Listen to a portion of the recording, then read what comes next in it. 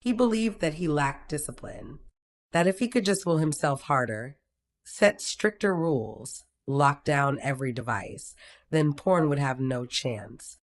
His name was Alex. He came from a line of high achievers, engineers, lawyers, executives. In school, he got straight A's. In college, he graduated summa cum laude.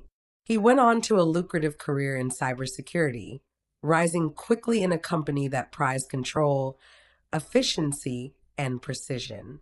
He carried himself with quiet confidence. He wore tailored suits to boardroom meetings.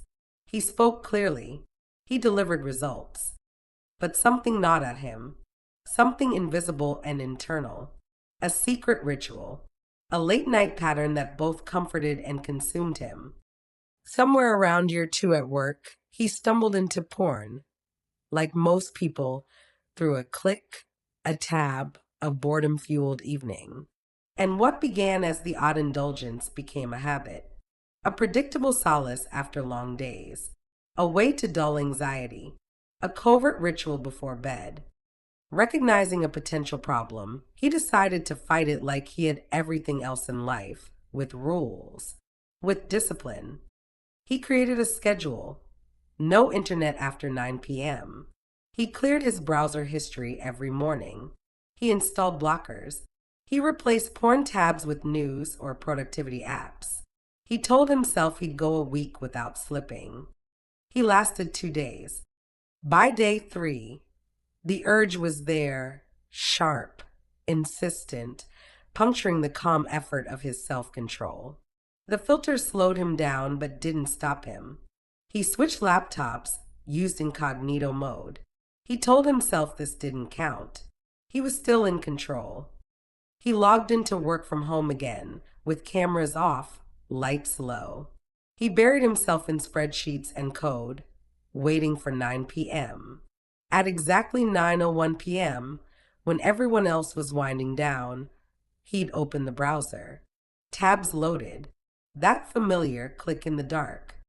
The next morning, he'd hit the gym at 6 a.m. Lifted, ran, cold shower, Excel ahead, then lunch, meetings, emails, reports, then 9 p.m. again. He was living in two parallel lives, one professional, polished, rational, and one secret, repetitive, compromised. But as the pattern repeated, guilt multiplied. The self-discipline he trusted was failing him. Each lapse felt like failure. Each time he told himself, tonight will be different, and it wasn't, he felt more broken. The failure lodged deep under his skin. Work success felt meaningless. He dreaded weekends when downtime meant temptation. He even planned long business trips to stay busy instead of being at home alone. Every time he traveled, the routine started again. Boredom, urge, defeat. Late 2019, he thought he hit rock bottom. That's when he almost missed walking his sister down the aisle. Another silent evening spent watching porn instead of being there. His guilt was visible, his family noticed. They asked. He lied, said he had to finish a work project. But the wedding day passed, and he felt like a ghost in the crowd. It was at that moment, watching his sister, radiant, happy, that he felt the stark contrast between life he wanted to live and life values stolen by hidden habits. In the months that followed, he escalated rules. He deleted his home computer. He gave up video games. He swapped his smartphone for an old dumb phone. He shut himself in. But the pattern didn't break. The urges shifted. They found him in elevators, in coffee shops, as a whisper in his mind when his screen was dark. He was still losing, just with heavier armor. Over time, his mental health unraveled. He started waking up anxious, heart beating fast, breathing heavy. He walked into work feeling like he carried a secret tsunami. He had panic attacks after he slipped. Every relapse was accompanied by self-hatred. He felt trapped. He tried one more tactic, a 30-day self-discipline challenge. No screens after midnight. No digital entertainment on weekends. He tracked hours in spreadsheets. Watch time decreased, but the urges followed him to his mornings. The guilt stayed in his nights. One night, he stumbled on an article: Discipline isn't enough. Accountability is what transforms. It was about a college football coach who explained how players didn't get disciplined by rules, they got disciplined by people, by visibility, by knowing they had to answer to someone. It resonated. He had always kept discipline individual, but what he'd lacked was external structure. He'd forgotten how to be human, vulnerable, transparent, watched. He signed up for an accountability platform, Covenant Eyes. He texted a friend, Marco, who answered, "I've got you." They set weekly check-ins. He sent screen activity logs. When he relapsed, he told Marco. When he didn't, he shared wins. It felt weird at first, uncomfortable, but human, real. He joined an online support group. Men in different stages of recovery sharing stories late into their nights. He learned terms like urge surfing. He learned strategies: distraction, threshold time, emotion labeling. He learned that shame thrives in isolation. He gradually replaced the habit.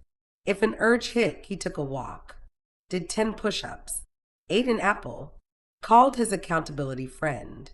He didn't delete everything. He rebuilt behaviors. Slow mornings turned into meditations. He started journaling each night with honesty. Mornings included gratitude lists. Before bed, he reflected on wins, urges, feelings. 3 months in, he felt change. The dark whispers quieted. The shame diminished. He was no longer living two lives, just one, more present version. 6 months later, Marco told him he hadn't seen a single alert in weeks. He wasn't perfect, but he was present. He slept better, ate better, socialized more. His work improved. His relationships deepened. Then he realized and said out loud, "Discipline puts tools in your hand. Accountability gives them a home." As in science, no one study says discipline is enough. Research on behavior change shows that supportive oversight dramatically increases success rates. When people feel seen and connected, their efforts grow stronger. It's the external feedback loop that rewires habits. For Alex, it wasn't about more rules. It was about human connection. He got help to fix what self-will couldn't. Now he speaks at workshops and retreats, telling a room full of successful people that hidden battles aren't signs of failure. They're signs that success needs more than ambition. In one session, someone asked, "What gave you peace?" He paused, "Knowing I no longer fight it alone." This is not about self-control. It's about collective control, shared discipline, built-in compassion. If you're watching and think, "I'm just not disciplined enough," it's not you. Not alone. You just need connection, a system, someone who cares to see. You can start tonight. Pick one person. Send them a message. "I need a favor." Sign up for a system that adds transparency. Talk about it. Don't wait for rock bottom. Build caretakers around your control. Because the hardest thing about addiction isn't the habit, it's believing you have to face it alone. And you don't.